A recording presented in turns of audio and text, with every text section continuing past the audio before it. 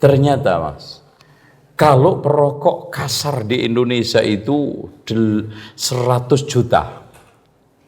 Dalam satu harinya 10.000, maka setiap hari bangsa kita ini rame-rame membakar uang 1 triliun. Bakar uang. Seandainya sekarang antum adik-adik sekalian berangkat kuliah di samping kampus tiap hari ada orang bakar uang. Ya setiap hari 10.000, jumlahnya 1.000. Kira-kira antum katakan apa? Waras enggak? Ya, Masya Allah. Dan saya pantau dari seluruh makhluk hidup ini, yang berani makan api memang cuma manusia. Ya, nggak ada, macan pun nggak berani. Itu antum kasih rokok, nggak berani dia. Subhanallah. Ya, ada satu ketek sarimin. Ya, itu pun dilatih manusia. Pernah saya pergi ke Bogor, macet, ada tontonan kan suka ada pertunjukan ketek di jalan itu.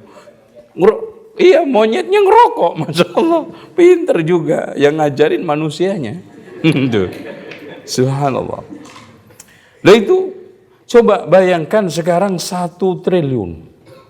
Sementara Pak, sekarang ini pabrik rokok hampir mayoritas di tangan asing.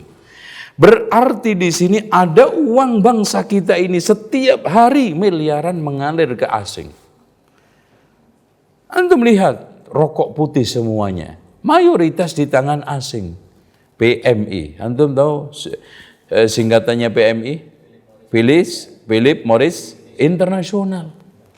Ya, yang sudah membeli Sampurna, ya, Pentul dibeli semua. Yang rada bertahan Jarum pun bukan miliknya Muslim. Ya, saya kemarin tablet ke Demak itu kalau bisa seluruh Demak itu dibeli sama Jarum. Kudus dibeli semua, habis. Sampai dia itu nyari warga yang jual tanah itu nggak dapat. Saya coba bayangkan, habis. Bismillah. Saking ininya lagi, sekarang Jarum itu membuat perusahaan, anak perusahaan di masing-masing kecamatan di Kudus. Jadi ibu-ibu orang itu sudah tidak lagi datang ke pusat, tapi datang ke perusahaan cabang-cabang itu. Dan kerjanya pun dibikin fleksibel kayak kerja di sawah. Bisa sejam, bisa 2 jam. Masya Allah. Anehnya, Hartono yang punya Jarum Super itu tidak merokok. Loh coba. Ya Allah. Ini tolonglah dipikir. Kalau dalam babi mengandung 19 bahaya diharamkan. Di dalam khamr mengandung 17 racun diharamkan. Khamr. Rokok mengandung 4.700 racun. Enaknya diapakan? Kata berokok ya dibakar, Pak. Itu. Dibakar. Tapi lucunya itu perokok itu Masya Allah ya, maaf. Itu semua orang kalau memasukkan ke mulut itu menjauh dari WC. Ini perokok malah nyari WC. Lu kan aneh kan Pak ya. Sedepnya itu kalau sudah di WC. Bahkan Masya Allah kalau sudah habis makan pedes, ngerokok, udah gak keluar-keluar tuh itikaf di dalamnya. Masya Allah. Dan antum lihat tampilannya orang rokok itu kan kayak orang gak waras. Ngapain? Asap aja dikeluarin, masukin, keluar. Ya, sekalian aja ada merokok efisien, sekalian asapnya dikeluarin banyak sekali, kepala masukin kresek di tali. Nah gitu, awet. Gitu. Insya Allah 1 rokok untuk 5 hari kan. Tali pergi ke kampus kan. Ngapain? Masya Allah. Mulut kok diasepin aja, emang berhala loh. Kasih dupa terus ya kan.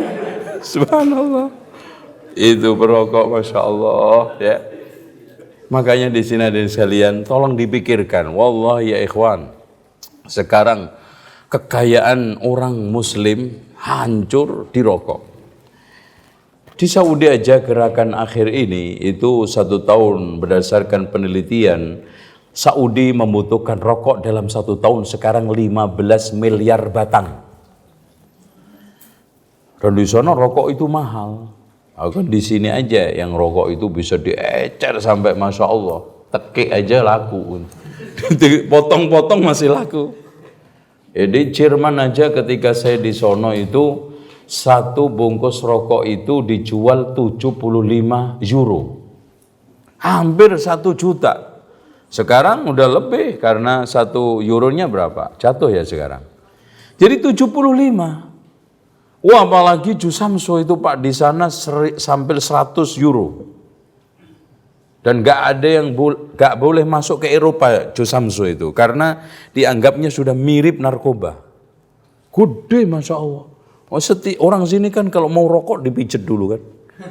Karena saking gedenya dipijet diurut Masya Allah. Masya Allah. Iya. Habis itu Masya Allah nyedotnya pun sampai kempot kan. Saking gedenya.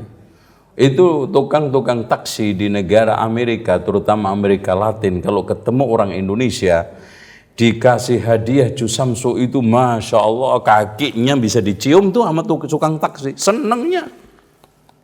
Karena apa? Kenapa rokok Indonesia rata-rata lebih enak daripada rokok di luar negeri? Bahkan orang-orang Indonesia yang sudah kerja di Timur Tengah, kalau sudah rokok dimanapun hambar. Karena ternyata semua pabrik rokok di Indonesia tidak taat aturan internasional. Di mana kandungan nikotin itu tidak boleh lebih dari berapa persen? 2, tapi ternyata setelah kita teliti rata-rata 6%. Coba, abang nggak ngeliyeng-liyeng, ngeplay terus ngerokok. Itu Masya Allah. Dan kadang-kadang kerja baru sebentar ngerokok duduk, ya. Baru berjalan sebentar ngerokok duduk, baru nyetir sebentar ngerokok ini. Subhanallah, makanya perokok itu nggak bisa jihad. Baru nembak sebentar kecut.